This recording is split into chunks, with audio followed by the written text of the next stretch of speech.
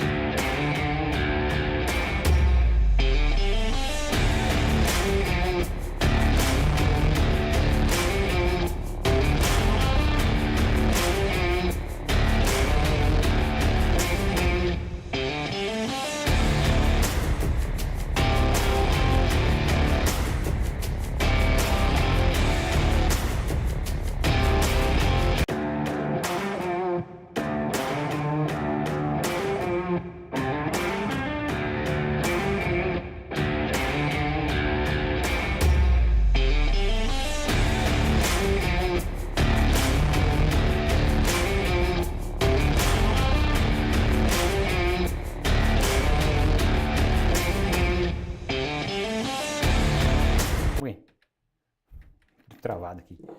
Dá uma travada aqui. Só ver o que deu aqui. Agora, voltou. Voltou. Aqui. Foi. Voltou. Vai, agora vai. Olá, tudo bem? Aqui quem tá falando é o professor Anderson. Mais uma aula Geografia Alfacom.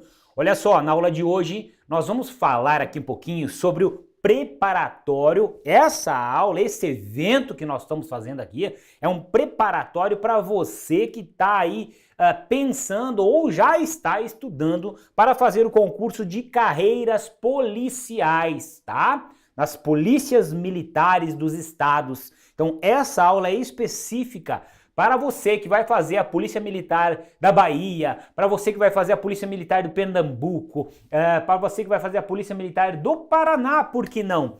Para você que vai fazer a Polícia Militar do Mato Grosso, sei lá qual estado você vai fazer.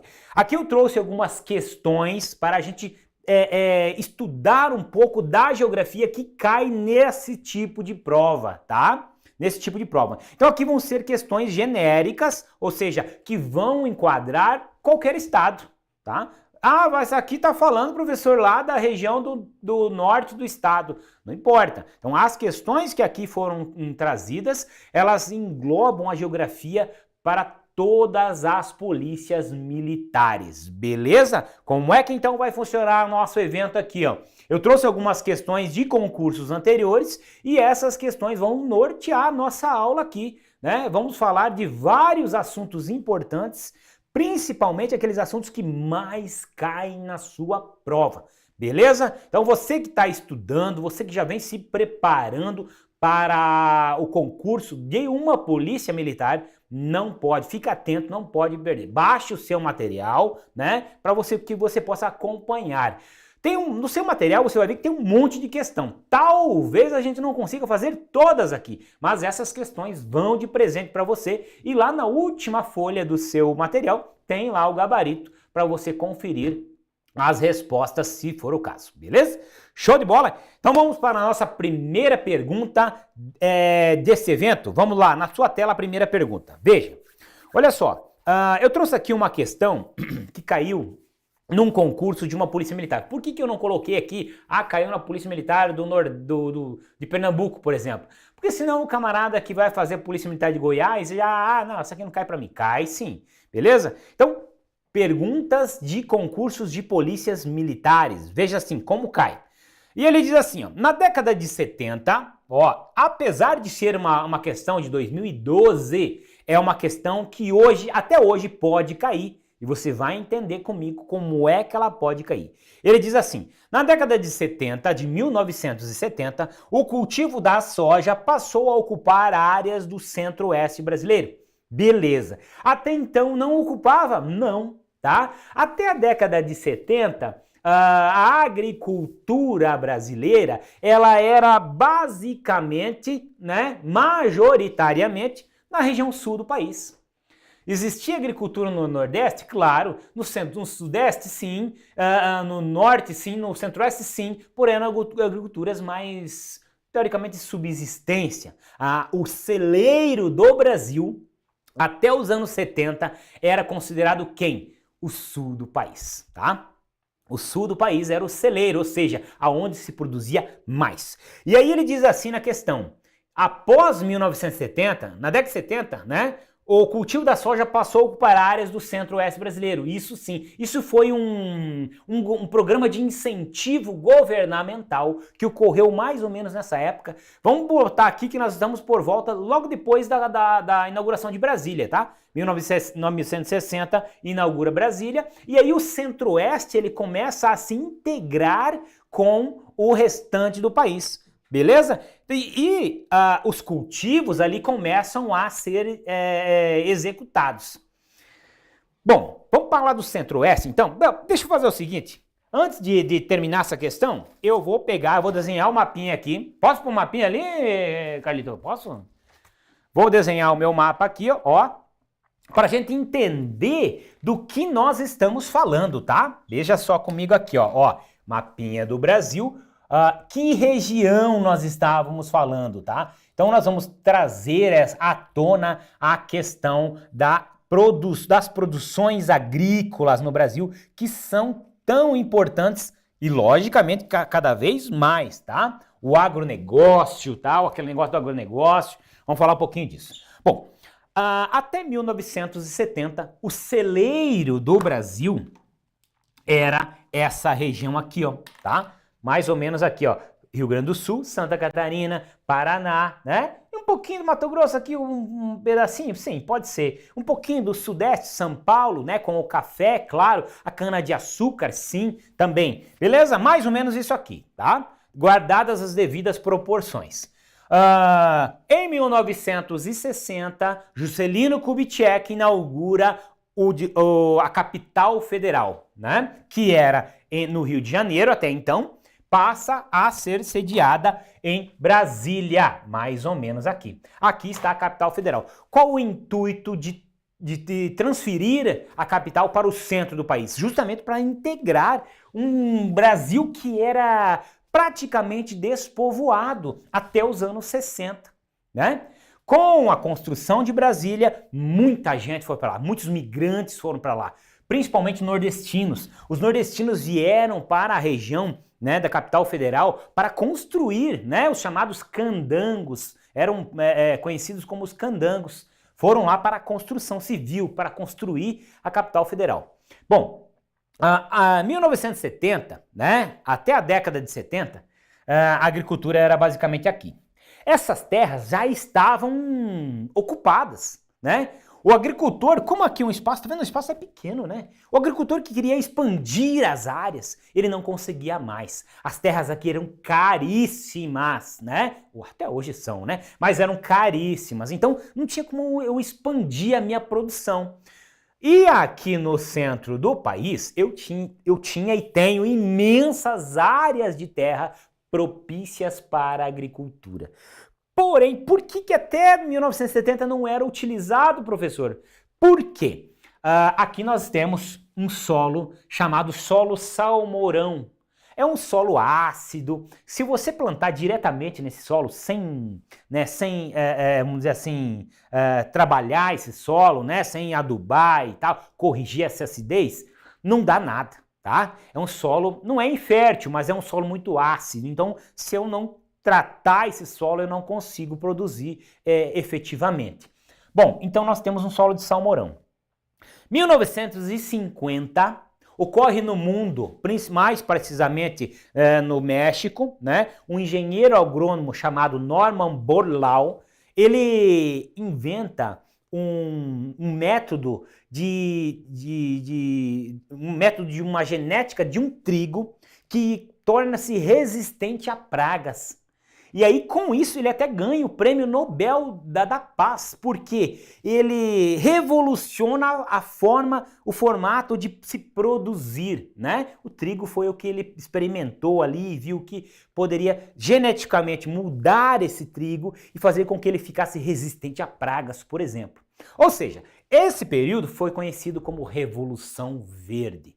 A partir deste momento, nós tivemos uma revolução nas produções agrícolas mundiais, né?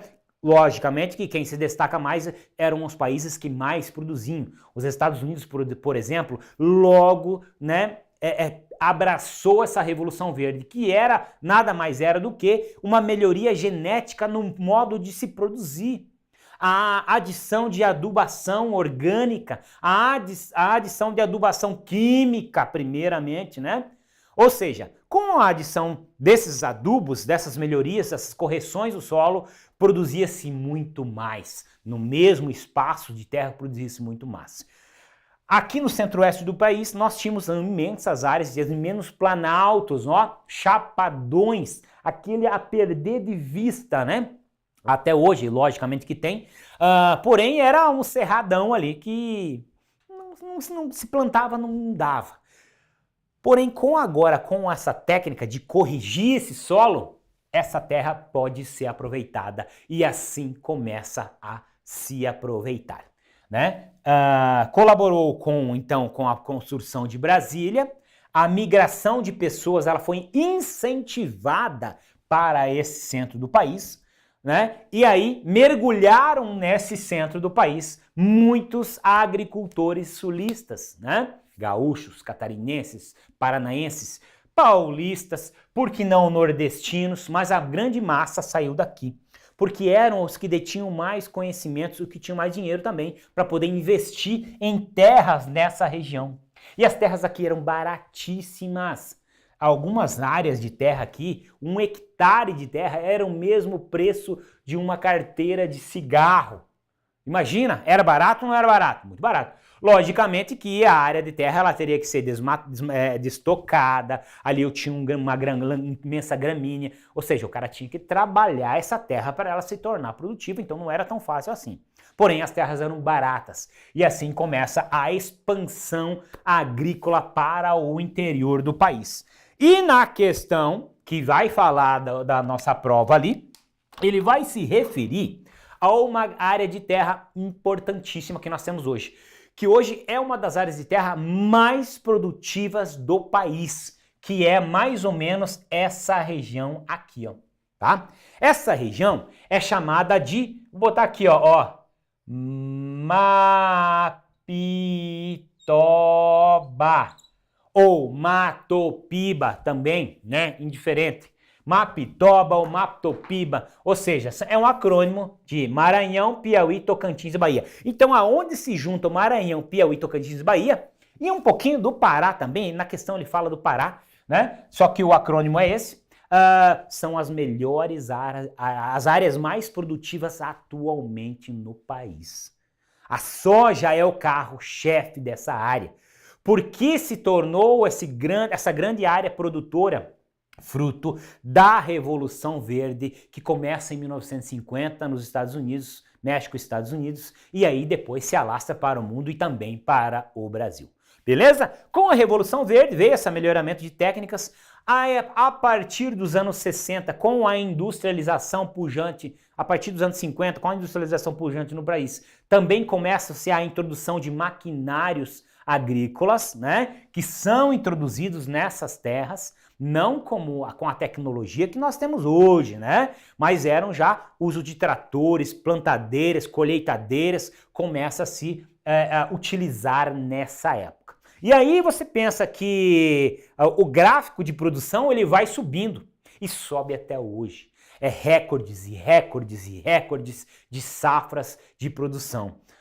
O clima às vezes ele dá uma dificultada, porém a tecnologia envolvida na produção ela é tanta que compensa, em muitos casos compensa essas intempéries aí. Muita seca, muita chuva e assim vai, beleza? E o Sul, professor, não produz mais? O Sul continua produzindo, claro, o Sul continua produzindo, né? E muito bem também. Porém, em quantidade, essa região ela já começou a extrapolar e os dias atuais as regiões mais produtoras estão aqui, beleza? Show de bola, tranquilo? Bom, volta para mim aqui, ó, vamos olhar aqui agora como é que essa pergunta é feita. Então tá vendo? De uma questãozinha dessa, né, que não é tão simples assim, mas também não é difícil, a gente consegue puxar assuntos para reavivar a sua memória com relação a esse tipo de questão aqui. Bom, vou ler de novo. Na década de 70, o cultivo da soja passou a ocupar áreas do centro-oeste brasileiro. Porque, você já viu, eu já te expliquei, está no quadro ali.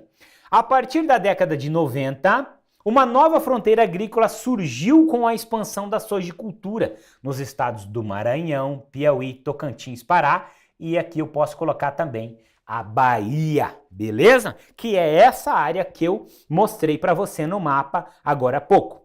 Com relação ao cultivo de soja no Maranhão, analise as afirmativas a seguir, tá?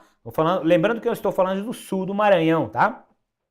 Então, com relação a esse cultivo, analise as afirmativas a seguir. 1. As empresas exportadoras de soja se utilizam, além de outros modais da logística, a estrada de ferro dos Carajás para escoamento da produção? Sim, a estrada de ferro dos Carajás é uma estrada de ferro construída para escoamento da produção de minérios da Serra dos Carajás, tá?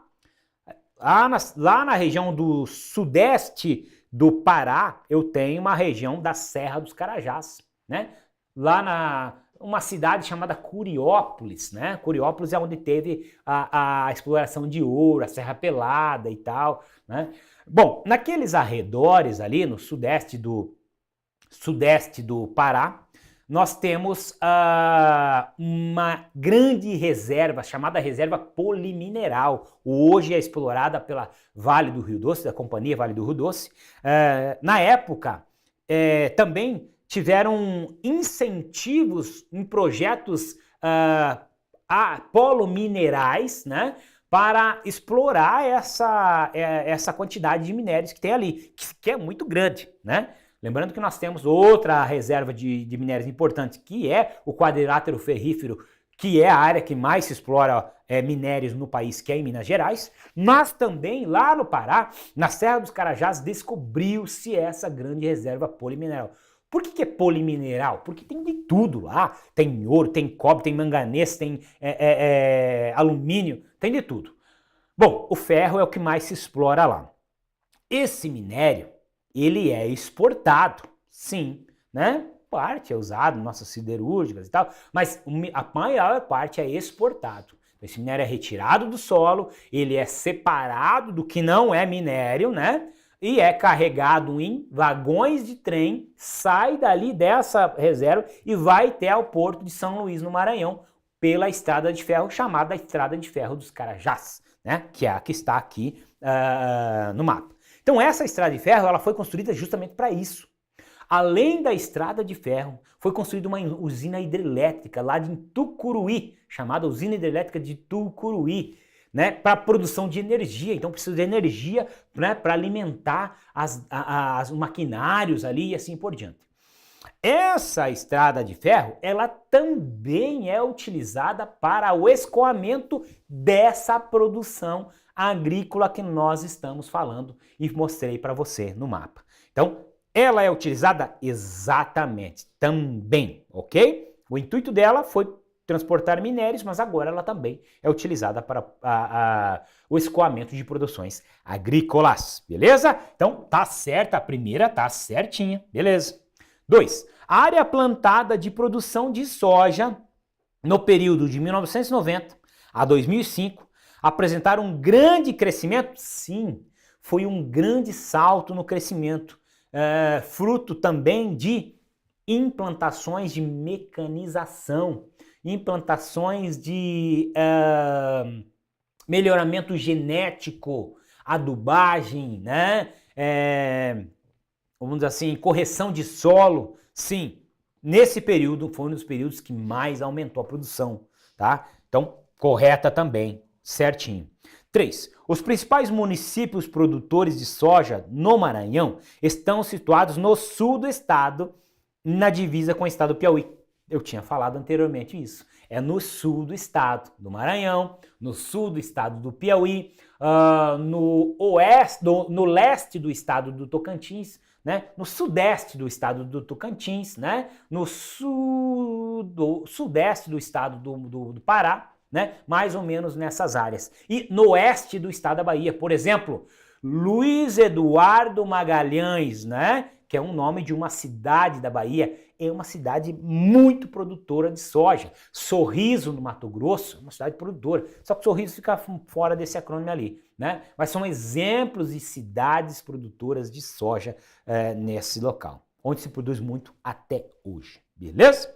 Então, também tá certo? Também tá certo. Ou seja, a número 1, a sentença 1, a sentença 2 e a sentença 3 estão corretas. Se todas as afirmativas estão corretas, a letra E responde à nossa questão. Beleza? Show de bola? Tranquilo? Uma questão bem tranquila, né? Se você ler ali, né? O que você vai tentar... aquele camarada que estuda vai matar, né? Aquele que estuda mais ou menos é o cara desconfiado, né? O cara que estuda mais ou menos é o cara que vai desconfiado. Ele acha que sabe tudo, mas na verdade ele não sabe tudo, né? Na verdade ninguém sabe tudo, mas esse é o cara do meio. Tem aquele que não estuda porcaria nenhuma, vai lá chutar, sei lá. Tem o cara que estuda pra caramba, né? Vai bem confiante. E o cara que estuda mais ou menos. É aquele cara que é muito desconfiadão. Ele vai ler... Não, peraí. Eu acho que é todas, mas não pode ser, cara. Tem alguma coisa errada. E ele começa a procurar chifre em cabeça de cavalo e geralmente acha. Então ele vai achar ali, não, peraí, não é no sul do estado do Maranhão, essa aqui tá errada. Não pode ser, beleza? Então, cuidado. Nesse caso, todas estão corretas. Mais uma questão importante de polícia militar. Veja, a estrutura das maiores metrópoles brasileiras, apresentam situações e problemas que revelam a complexidade dos grandes espaços urbanos. Tá? Vamos lá. Grandes metrópoles brasileiras, né? Nós temos algumas metrópoles, 12 metrópoles brasileiras, né? E classificadas em níveis grande metrópole nacional e metrópole, beleza? Tá? Nós temos esses níveis de metrópole. O que caracteriza os níveis, professor? Uma grande metrópole nacional é uma metrópole, uma grande cidade que tem influência no país inteiro e também externamente. Uma metrópole nacional é uma grande cidade que tem influência no país inteiro. Ou seja, influência que tipo? Econômica, política, beleza? E uma metrópole regional é uma metrópole que tem influência na região. Esses são os níveis hierárquicos das metrópoles. O que caracteriza uma cidade como metrópole? O grau de importância que ela tem.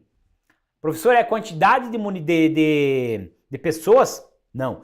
Geralmente as grandes metrópoles elas são as cidades mais populosas, né, de determinadas regiões. Mas não é isso que caracteriza ela ser uma metrópole, tá? O que caracteriza é o grau de importância. Que tipo de importância? É o grau de conexões que as cidades menores limítrofes fazem com ela. Que tipo de conexão? Conexões econômicas, conexões de segurança pública, saúde, na área de saúde. Você conhece muitas cidades em que saem pessoas para ir consultar numa outra cidade, conhece, né? Saem pessoas de uma cidade para ir estudar na outra, ou saem pessoas de uma cidade para ir trabalhar na outra, sim.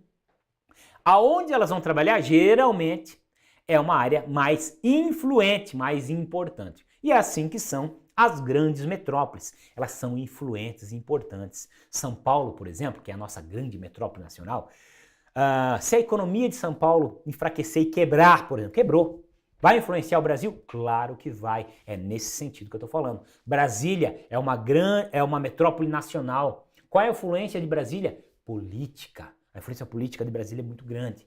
Ok? Então é nesse sentido que as metrópoles têm esse grau de importância. E aí ele vai falando dessas metrópoles, né? Que têm seus problemas, né? Metrópoles têm problemas porque muitas metrópoles elas não foram ocupadas, não foi feito um planejamento urbano adequado, e aí muita gente chega lá em busca do emprego, não consegue, vai ter que morar nos subúrbios e assim por diante, ou seja, vai se aglomerando em espaços não adequados, formando os aglomerados subnormais, né? As favelas, que o nome também pode ser chamado de favela, o IBGE ele adota esse termo favela, ok? Então vai formando as favelas, que favela é um símbolo de moradias precárias, um símbolo de falta de saneamento, falta de organização das casas e assim por diante. É um símbolo, tá? Existem favelas organizadas? Pode até existir, mas o símbolo é esse aqui, ok? Ele diz assim também, as alternativas a seguir apresentam corretamente situações ou problemas relativos à organização interna das metrópoles brasileiras, à exceção de uma. Então ele quer a que está errada, tá? Assinale-a. Letra A. A segregação residencial, né? Ou seja, a separação residencial, exclui grupos de renda mais baixa dos espaços reservados para grupos economicamente dominantes, sim, claro. O que é essa segregação? Segregação socioespacial, né? São aqueles aglomerados subnormais, ou seja, aquelas pessoas que vão morar às vezes em locais onde os terrenos não são escriturados, não tem uma organização das ruas, são vielas, às vezes becos, né? A energia às vezes não chega, é precária, é puxado um fio lá. Saneamento básico nem se fala, quando chove alaga as ruas, né? Às vezes é encosta de morros, né? Porque são as áreas mais baratas. Então ele diz assim, uma metrópole, né? Como ele fala ali no início, né? Um problema de uma grande metrópole, a segregação residencial é um problema de grande metrópole? Claro que é. Então tá certo, a letra A não pode ser. A letra B diz assim, o uso do solo urbano mostra grande diversidade. O uso do solo. Para que eles usam solo? Para residências, para indústrias, para comércios, serviços ou também misto. Certo? Alguma coisa errada? Não. O uso do solo é justamente para isso. Ok? C. A estrutura viária das vias atende com eficiência os fluxos realizados pelos trabalhadores entre suas áreas de moradia e seus locais de trabalho. Beleza. Está falando de estrutura viária. E ele disse que nas grandes metrópoles atende com eficiência. Vou até circular aqui, ó, eficiência. Será que todas atendem com eficiência? Será que a grande maioria atende com eficiência? Vamos pensar aqui. Trens lotados, ônibus lotados, engarrafamento. Ou seja, atende com eficiência? É lógico que não. Então essa é a resposta que nós queremos, porque é a exceção, né? Então já vamos assinalar a C, que essa aqui não pode ser. Essa aqui não pode ser. Vamos para D e para E para confirmar? A letra D diz assim, a área central, o centro, corresponde quase sempre ao centro histórico. e, em alguns casos, ao moderno centro de negócios. Exatamente. As áreas centrais das grandes metrópoles geralmente são os centros históricos. Por quê? O que é o centro histórico? É a parte onde iniciou a cidade. Uma igreja, aí depois tem um museu, que era uma Câmara de Vereadores antiga, era a prefeitura antiga, não sei. E aí transformam em monumentos históricos, porque tem construções antigas, né? Fachadas antigas. E aí esse centro passa a ser centro histórico.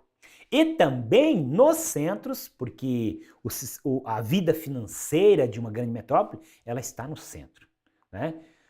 Pode ser que tenha algumas exceções por aí afora, que montou-se um espaço novo para os bancos, para as bolsas de valores. Pode ser, mas na grande maioria, os centros financeiros, né, os centros comerciais estão no centro da cidade, né, bem localizado no centro. Então, a área central corresponde sempre, quase sempre, ao centro histórico. Verdade. Em alguns casos, ao moderno centro de negócios. Verdade. E a letra E diz assim: a proliferação de subcentros de comércio, de serviços, resulta da expansão da metrópole em termos físicos e populacionais. Sim, isso é muito comum em algumas cidades. Não sei se na tua, de repente, pode acontecer. A formação de novos conjuntos residenciais, né? A formação de alguns bairros quase que autônomos às cidades, né? Aqui em Cascavel, por exemplo, né, onde nós estamos, tem alguns bairros que são autônomos. O que eu quero dizer com isso? Tem banco, tem farmácia, tem mercado. Ou seja, quem mora lá não precisa nem ir para o centro da cidade. Tem tudo que precisa lá, ou quase tudo, né? Então, isso é uma proliferação de centros urbanos, né? Ou seja, para que facilite a mobilidade também, porque as pessoas, precisa ir ao banco. Tu tem que deslocar e ir lá no centro da cidade para ir no banco. Não, o banco vai até eles. Eu preciso de uma farmácia, eu preciso de um posto de saúde, eu preciso de um hospital. Às vezes, né, no próprio bairro, né, no subcentro, eu tenho esse tipo de necessidade que eu posso resolver. Beleza? Show de bola? Tá certo também? Tá certo? Então a letra C é a alternativa que ele quer, é a exceção do que ele está pedindo ali. Beleza? Show de bola? Tranquilo. Próxima questão diz o seguinte, veja. O crescimento do agronegócio, significa modernização da agricultura, interdependência entre setores da economia, mudanças nas estruturas espaciais e amplas oportunidades de investimento de capital. Com relação ao agronegócio no Brasil, analisa as afirmativas a seguir. Bom, o que é o agronegócio? O que é o agro? O agro é plantar, colher e tal, produções agrícolas e tal. O agronegócio, né, é esse plantio pensando na comercialização. Basicamente isso, tá? As agroindústrias, que são agroindústrias, né, que eu posso relacionar? O que são as agroindústrias? São indústrias que beneficiam produtos agrícolas. Essas agroindústrias geralmente já estão próximo à matéria-prima, ou seja, muitas indústrias estão lá no campo. A indústria geralmente está nas cidades, né? Lá nas indústrias automobilísticas, lá na década de 50. Eu quero trabalhar numa indústria, então você vai para a cidade porque as indústrias estão lá. Hoje a indústria está indo para o campo, né? Muito comum, se você estiver viajando aqui na nossa região, se você viajar aqui em algumas cidades, você encontra grandes indústrias no campo. No campo. Por quê? Fica perto da produção. Fácil escoamento da produção, né? Próximo a algumas vias importantes, algumas BRs importantes, né? Algumas rodovias importantes. Então, tem mais espaço, né? Mais fácil de fazer essa logística. E lógico, próximo à matéria-prima. A matéria-prima está do lado ali. Então, fácil de transportar. Ok? Então, esse agronegócio ele vem crescendo. O Brasil ele tem 30%, quase 30% do seu PIB vindo dessa produção do agronegócio, tá? Então é importante para o PIB brasileiro? É muito importante, tá? Então tá, significa modernização da agricultura, interdependência entre setores da economia, como ele fala ali, mudanças nas estruturas espaciais, amplas oportunidades de investimento capital. Bom, até um pouco tempo atrás, ou algum tempo atrás, né, até os anos 70, que foi o alvo da primeira questão que nós fizemos aqui, voltar um pouquinho mais. Até 1930 o Brasil era extremamente agrícola, ok? Porém a produção agrícola, ela era vendida in natura. Não se embalava, não se extraía o óleo, né, como é hoje, né? Então a produção era vendida tudo in natura. Hoje nós vendemos produtos in natura? Sim, as commodities, né? Algumas commodities, soja, por exemplo, milho, né? São vendidas in natura também. Porém, parte de algumas produções, elas já são industrializadas. Com qual objetivo, professor? Agregar mais valor ao produto, tá? A carne, por exemplo, ela já é selecionada, embalada, então ela já tem, né, uma forma de agregar o produto. Então, industrializar é uma forma de agregar valor ao produto e vender com um pouquinho mais de custo, ou seja, sendo um pouquinho mais vantajoso para os produtores. Mas ainda vendemos commodities? Ainda vendemos commodities, sim. Então, ele falando aqui, o agronegócio veio para isso, veio para colocar tecnologia e aumentar a produção. Com relação a esse agronegócio, ele quer que nós analisemos algumas afirmativas. Vamos analisar então as afirmativas a seguir. Veja, o funcionamento do agronegócio, ele é regulado pela economia de mercado. É verdade ou não é? Claro que é verdade, mas professor, o que é economia de mercado mesmo? Eu não estou lembrando. Existem basicamente dois tipos de economia. A economia de mercado, que ele está falando, e a economia planificada. Vou começar pela segunda. A economia planificada é a economia regulada pelo Estado, tá? Típica de países socialistas, tá? Ou seja, o Estado ele regula a economia. Ele quer que a produção aumente, ele segura o produto. Ele quer que o valor do produto aumente, ele segura o produto. Ele quer despachar o produto, baixa o produto. Né? Ou seja, o Estado é que bota o preço nas coisas. O Estado regula quem vai comprar, o que vai vender, o quanto vai vender, quem vai comprar e assim por diante. O Estado está 100% regulando a economia. Essa é a economia chamada economia planificada. Beleza? Ponto. O que mais nos interessa é a economia de mercado que ele fala aqui. A economia de mercado é aquela que fala quem regula a economia? É o Estado? Não. Quem regula é o próprio mercado. A compra e venda, a lei da oferta e da procura. Já ouviu falar? Lei da oferta e da procura, não tem isso? Sim, isso é basicamente a economia de mercado. Quem estabelece o preço do produto? É o mercado. Se tem bastante produto no mercado, o preço cai. Se tem pouco produto no mercado, o preço levanta. Não é isso? Vamos lá para as leguminosas. Vamos para os... o que pode ser aqui? Vamos lá. As frutas, né? Tomate, por exemplo. Nas verduras, frutas e verduras. O tomate é uma coisa que às vezes está caro no mercado, R$10 o quilo. Às vezes vai lá é R$2, R$3 o quilo. Ou seja, está na safra do tomate. Então colhe-se bastante tomate no mercado, o preço cai lá embaixo. Quando tem pouco, né? A oferta está menor, o preço vai lá em cima. Eu dei o exemplo do tomate, mas poderia ser qualquer outra coisa, o leite também e assim por diante. Tá? Ou seja, a economia de mercado é regulada pelo próprio mercado.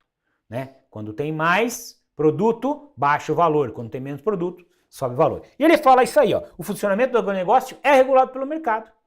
O valor da soja, ele vai ser baseado na oferta, tá ok? Pelas demandas urbanas. Se o pessoal consome mais, né? Tem mais demanda, o produto se encarece. Menor demanda, sobra produto, fica barato. Urbanas e industriais, pelas frequentes fusões entre empresas industriais, comerciais e serviços. Fusões de empresas, né? Joint venture. O que mais que nós temos? Os grandes conglomerados, tá? Então nós temos esse tipo de fusões de empresas, né? Nós já demos aula sobre isso aí. Se você olhar na plataforma do Alfa, tem muita aula que fala sobre esse tipo de fusão de empresas e assim por diante. Beleza? Bom, tá certa a primeira? Certinha, não tem nada que nós botar errado aqui. 2. O agronegócio provocou um maior desenvolvimento das indústrias que fornecem insumos, né? As indústrias fornecem insumos para o agronegócio? Sim. Para se produzir, eu tenho que fornecer insumo. Então, o agronegócio ele também ajuda o desenvolvimento industrial? Sim, com esses insumos, com bens de capital, que são as máquinas, né? Que são os maquinários, as plantadeiras, as colheitadeiras, né? E assim por diante. Para a agricultura. Das que processam produtos, as agroindústrias, que vão processar os produtos vindos do campo, né?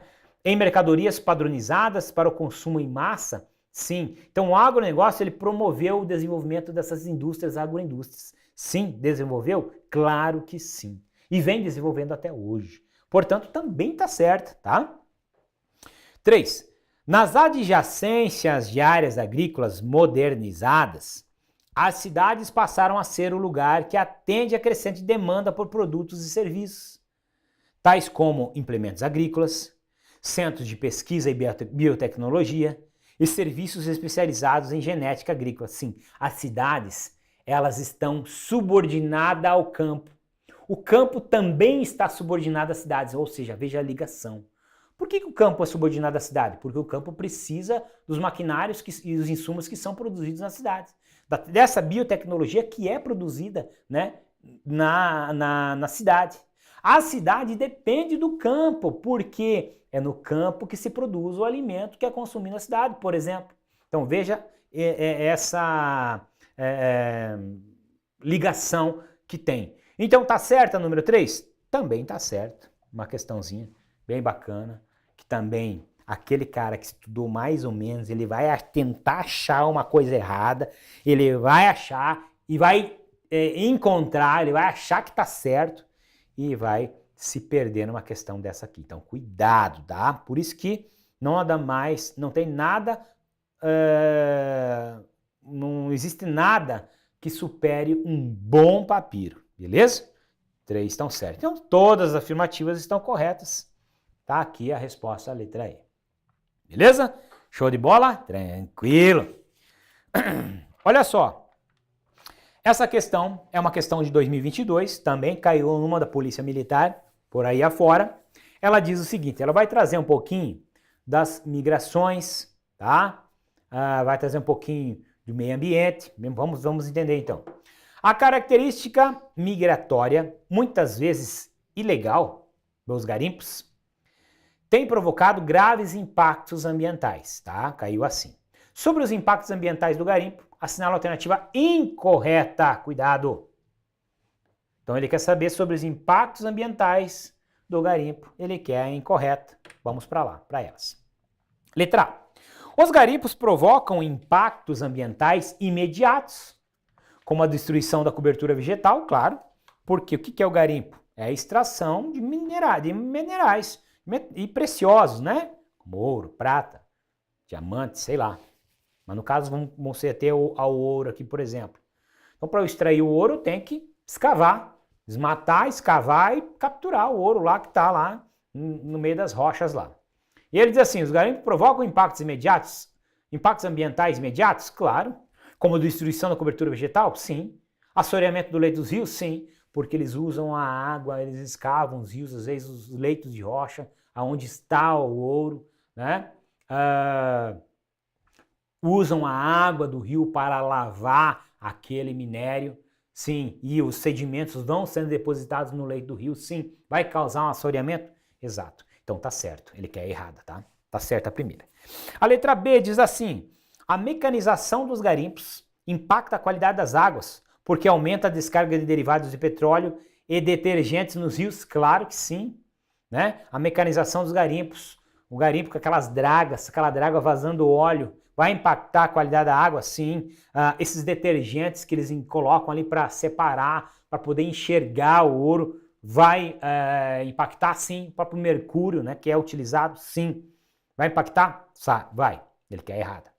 Os garimpos ocasionam danos ambientais irreversíveis, porque liberam mercúrio na forma metálica para os rios e solos. e sob forma de vapor para a atmosfera. Claro, o mercúrio ele é altamente tóxico para o meio ambiente. D. Os garimpos, ao provocar a erosão das margens, barrancos dos rios, levam sólidos em suspensão e mercúrio associado à matéria orgânica para o sistema de drenagem. Sim, claro, claro. E a letra E, que tem que ser essa errada.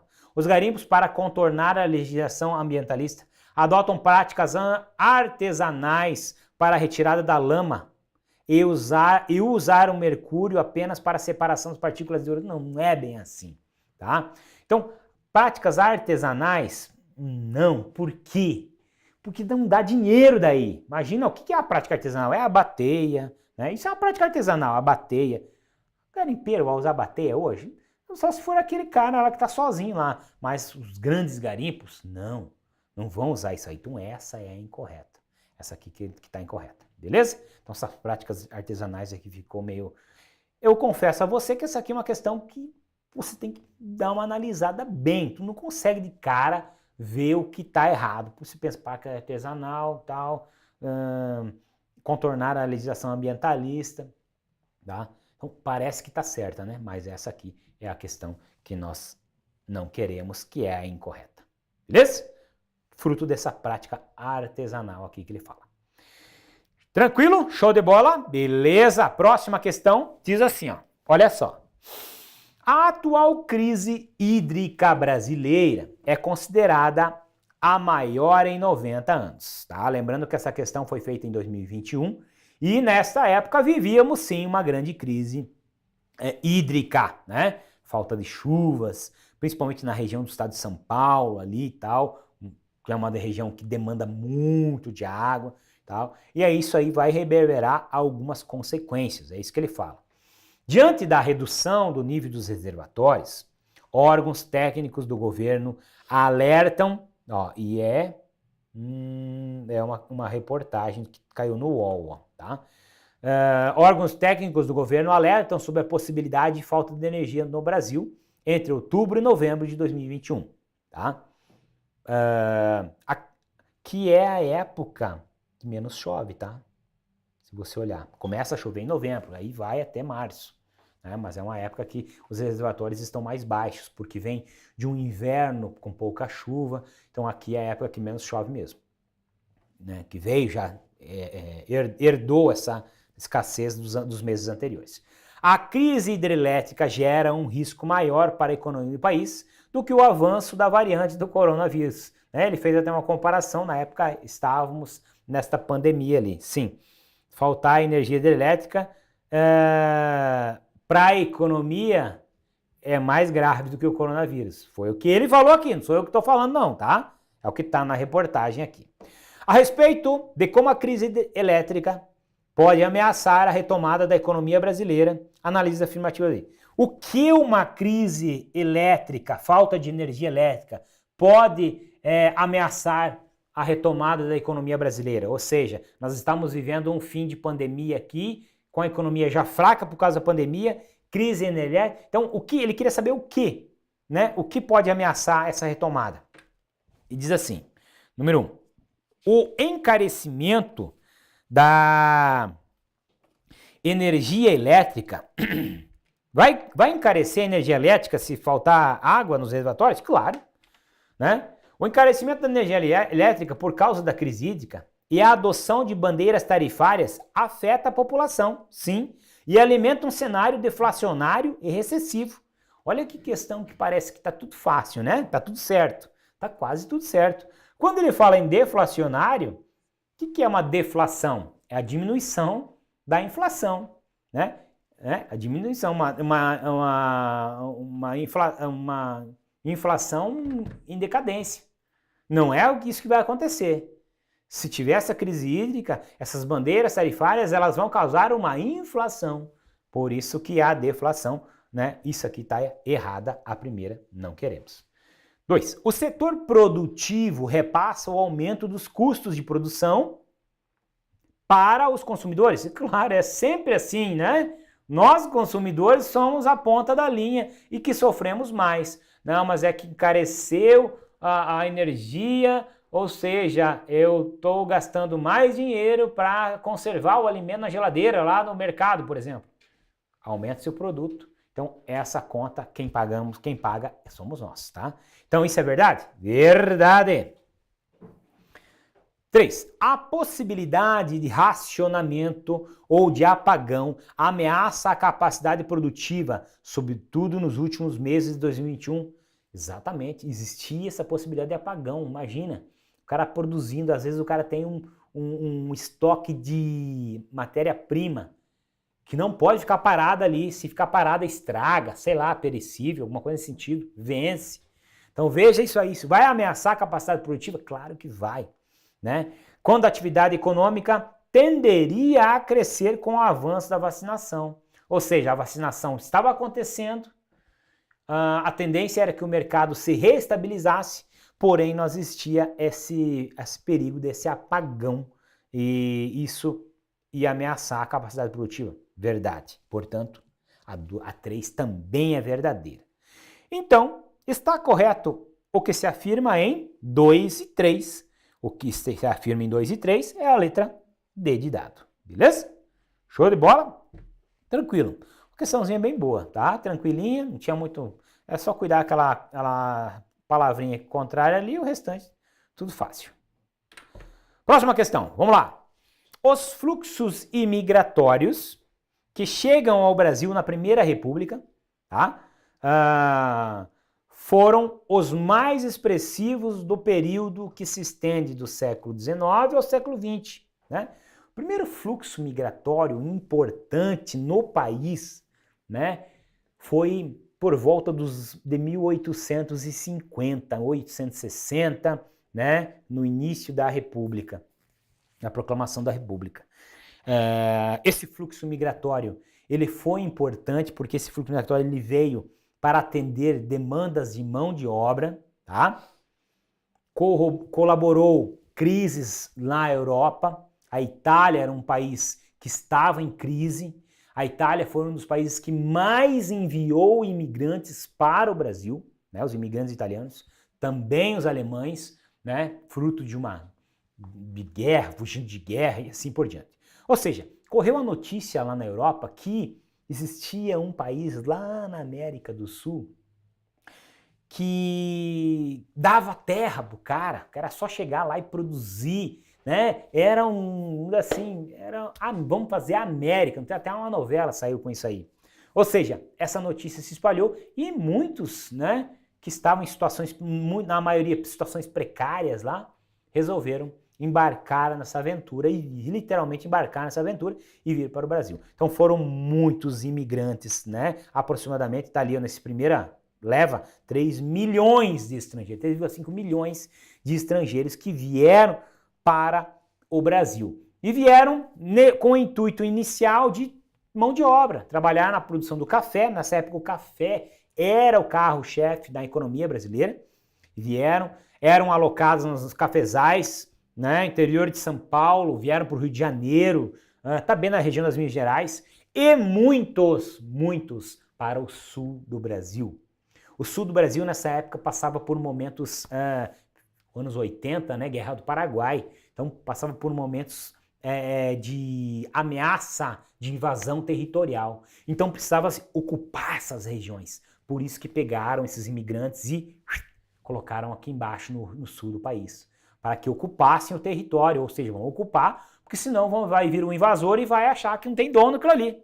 E aí, ocuparam sim essas terras. Então o sul foi colonizado por imigrantes europeus, italianos, alemães, entre outros, tá? Foi o que aconteceu nesse período, né, para a gente dar uma resumida, o que aconteceu nessa primeira grande imigração, né, dos europeus, principalmente, ok? Entre 1889 e 1930, ingressaram no país 3,5 milhões de estrangeiros, o que corresponde a 65% do total de imigrados.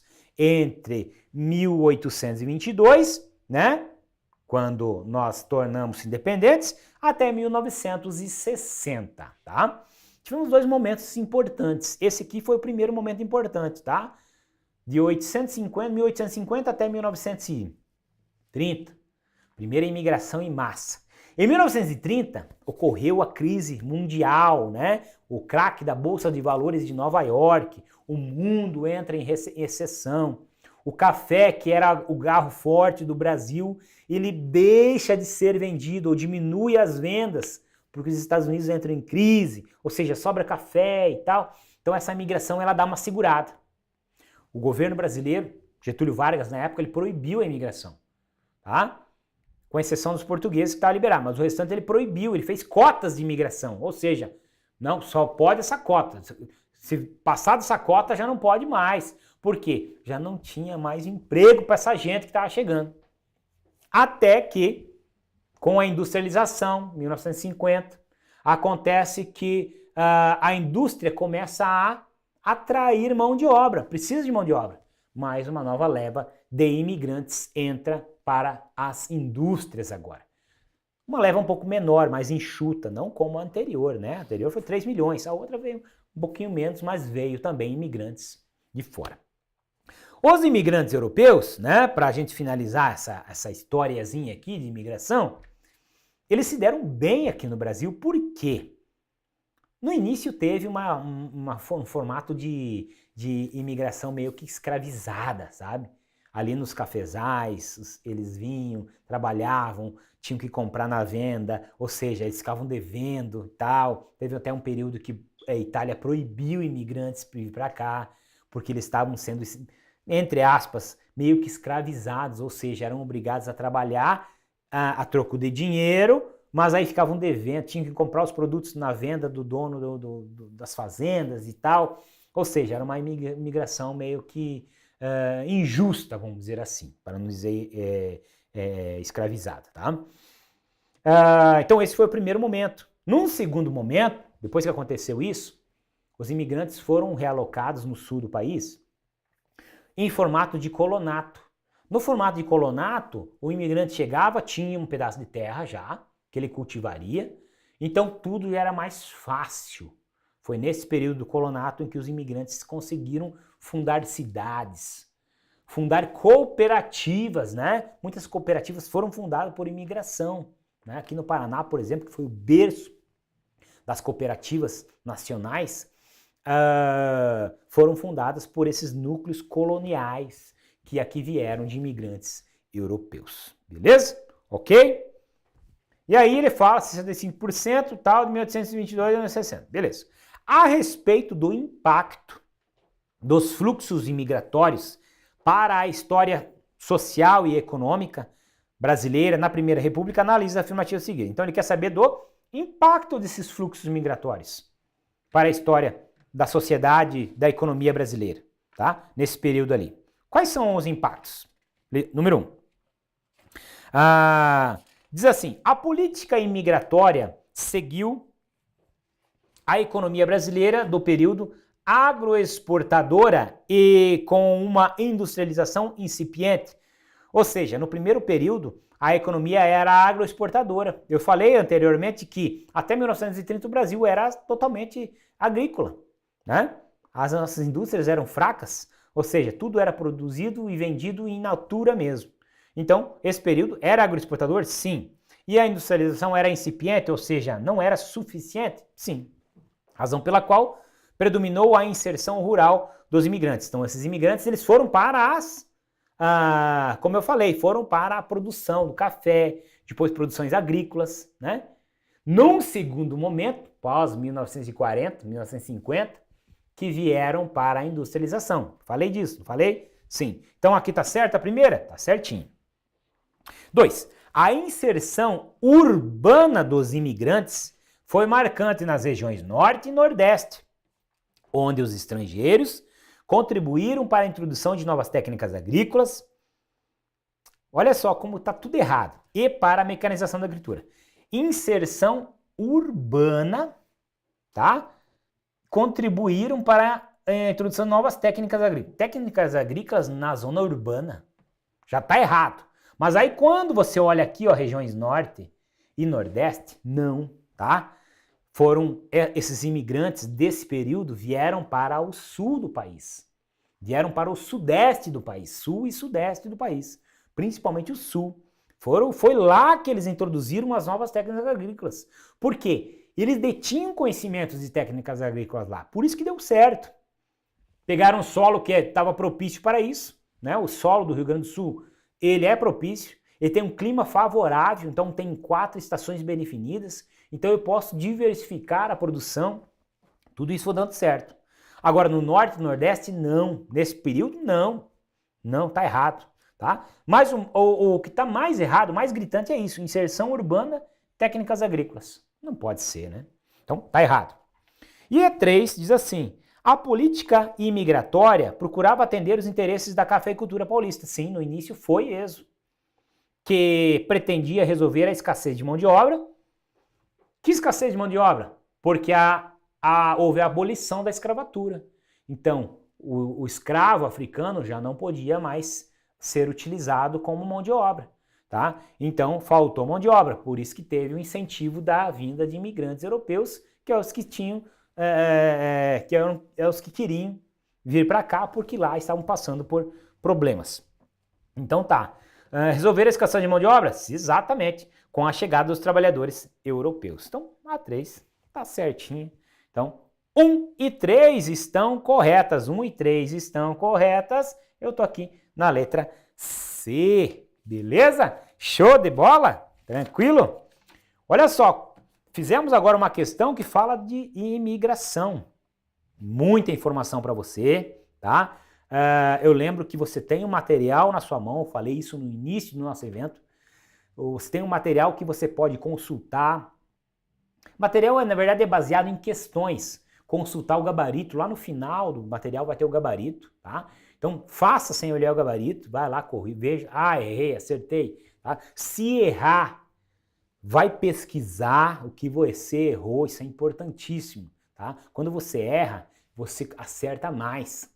Ou seja, quando você erra e vai procurar o que errou, você consegue entender. Dificilmente você errará aquele assunto de novo, se você realmente entender o que você errou. Beleza? Então, fica a dica para você. Tranquilo? É isso, né, Carlito?